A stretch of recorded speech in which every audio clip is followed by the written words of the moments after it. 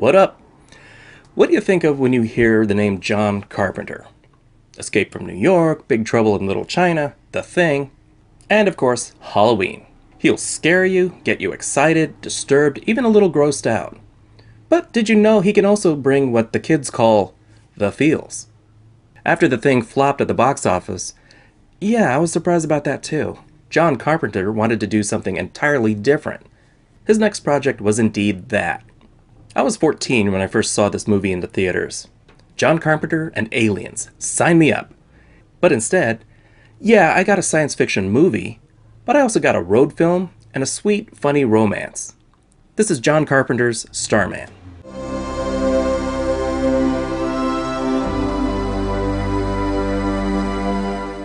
So a human and an alien fall in love? This makes me uncomfortable.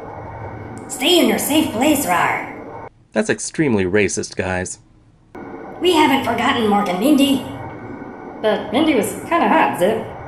Not in front of the human, Rar. Aliens intercept the Voyager probe, along with its message of welcome. A simple collection of recordings and symbols to help aliens understand us. E-I-O-Yo! What was that? ABC! We didn't get one. You tried to DJ with it. Don't hate on my sick beats, bro. Then they send this guy to check us out. So naturally, we shoot him down. Talk about mixed messages. Oh shit, they shot down Tinkerbell. Peter Pan's gonna be pissed. But before they can exchange insurance info, he flees the scene. He comes across the recently widowed Jenny Hayden, played by Karen Allen. Her husband is dead, as evident by the constant rewatching of home movies and abundant booze. At least she's left with that sweet lakefront property. Alright, this is just a little bit creepy. Oh, that John Carpenter of mine. Time to check out her scrapbook. If there's time, we'll go through her medicine cabinet too. The alien finds some stray DNA and some hair we hope isn't pubic, and constructs a human body. He grows to puberty, but do we actually have to see his balls drop? Then he's fully grown into Jeff Bridges. He does a much better job than these guys. As the Secretary General of the United Nations, who represent almost all of the human inhabitants of the planet Earth, I send greetings. So he picks up his balls and gets down to business. At this point, he knows he's got to bail, so he calls home for pickup.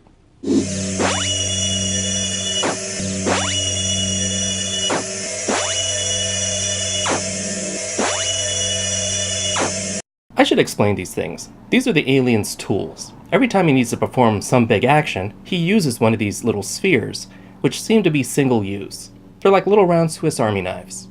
Knowing it's not wise to say no to a naked man with a gun, Jenny agrees to drive him cross-country to the landing site in Arizona. Here. This begins a journey for our characters. Jenny, emotionally stunted, stuck in mourning, and being miserable.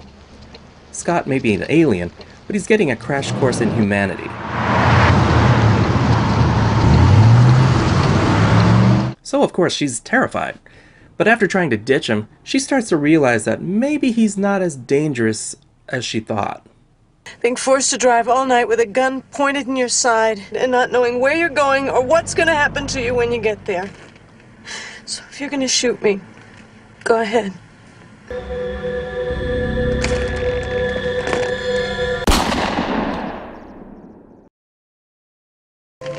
I mean you no harm, Jenny Hayden. But she's still rightfully freaked out, especially when he drives. I watched you very carefully. Red light stop, green light go, yellow light go, very fast. Give that man a license, welcome to America. Mark Sherman, played by Charles Martin Smith, is a SETI official on the alien's trail. He's curious about him, and he wants to meet the alien. You remember that package we sent up with the Voyager probe?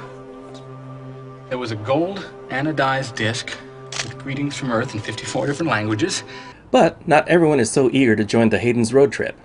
NSA agent George Fox, played by Richard Jekyll, is your typical government paranoid asshole, ready to capture and kill the visitor we freaking invited. Your movies either show aliens as hostile invaders or the humans as assholes who want to dissect us. Remember Alien Autopsy? Never forget. Scott is introduced to our idea of death when they encounter an asshole hunter. Probably killed Bambi's mom. Scott is introduced to pie. It's terrific. Jeff Bridges really makes me feel like he's tasting this pie for the first time. And now damn it, I want some pie. Jenny is about to ditch Scott, but then she sees him miraculously bring a deer back to life.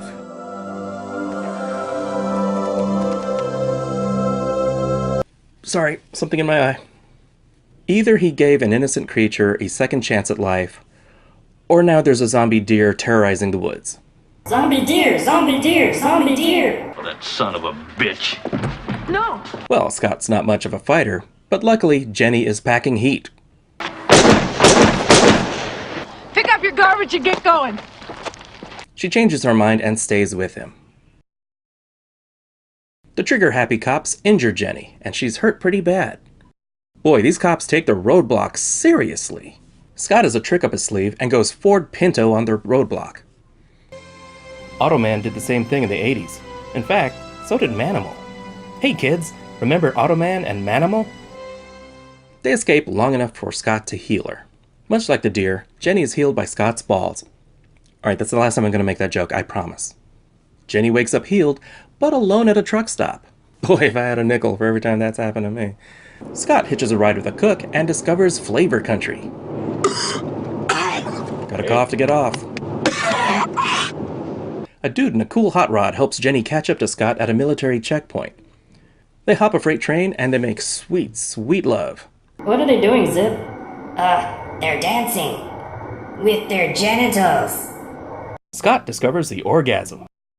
I gave you a baby tonight. A boy baby. Looks like they don't use condoms in space. I guess peace isn't the only thing he came in. You should be ashamed. With their brains screwed out, they overshot their target and wind up in Vegas with no money, no credit cards, and no American Express traveler's checks. Just one quarter and Scott's eerie powers. Cadillac, baby. Booyah! They're cutting it close, but just enough time for more pie. In this case, cherry cobbler. The law shows up, but luckily Sherman shows up before Fox. Of course, he's more sympathetic and briefly gets to chat. Have people from your world been here before? Shall I tell you what I find beautiful about you? You are at your very best when things are worst. He, of course, lets them go. They make it to the crater, but the feds are right on their tail. And their response is, of course, a bit extreme. And Scott is getting weaker. But all is not lost. Guess who's coming to dinner? Even with all the shooting moments earlier, none of the soldiers take a shot. They just stand there in awe, which seems appropriate. Like you want to try to shoot this thing down. And they're not subtle. They don't care who sees them at this point. Don't mind us, we're just here to pick up our guy. We're just swamp gas. No one will believe you. Previously on the brink of death, Scott is rejuvenated. But now it's time to say goodbye. And I can't lie, this scene gets me every time. I must go. Take me with you, I cannot. please. Sorry, allergies. Tell me again how to say goodbye. He has to go? Something in my eye. Say, could you drop me off someplace not surrounded by a million cops? No? Okay. And that was Starman. Jeff Bridges earned an Oscar nod for his role as Scott Hayden. He mimicked birds for the odd manner he moved, and it was effective. You really get the impression that this is someone not used to this body. He learns to talk and understand English in a pretty short time, and his mastery of English is still ultimately pretty basic. Up yours. And he learns just enough to get by. Karen Allen's Jenny Hayden starts as a fairly broken person. She's numb, she's in mourning, drinking heavily, and living in the past. But by the end, she's healing. There's a sense of wonder in her eye again, and she's a new person. Although Scott is leaving her a second time, she's accepting it. Time is the real villain here. 3 days to get to the mothership before he dies. Sure, Fox and the authorities are on their tail, but it's not a significant portion. They're not even a major threat until the end, and even then, that doesn't last very long. Sherman, while working for the government, is actually the Hayden's advocate, and represents the friendlier, more accepting side of Earth. And the soundtrack is a beautiful, haunting, sad, yet hopeful and wondrous tune.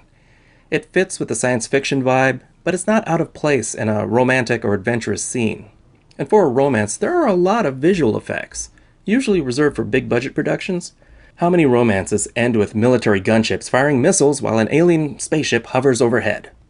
It's not an action movie, but the plot moves along, just enough to give us some relationship building. At first, she can't get away fast enough, but eventually she seeks him out even when they get separated. It's somewhat of a Hollywood trope that two people fall in love over a couple of days, but here it feels natural. Is it a healthy relationship? That's debatable, but for the story's purposes, it's real enough. And without a doubt, Starman is one of my favorite movies. The older I get, the more in touch with my feelings, the more Starman moves me every time I watch it. If I even hear the theme, I get choked up. Maybe that means I have to turn in my man card, but I do not care. Starman is a 4 out of 5. The story is sweet, yet still manages to be a science fiction tale. The human villain is dull, typical, and not very interesting. You don't get a sense of threat from him specifically. It is also what the cannibal said to the missionary, just before he ate him. The local cops seem a lot more dangerous. But watching Jeff Bridges is pure joy. So if you like this video, give a thumbs up and subscribe. You know you want to. Do you have a movie that gets you right here? Leave a comment below. We won't judge. This is TheNewBee, and as always, thanks for watching.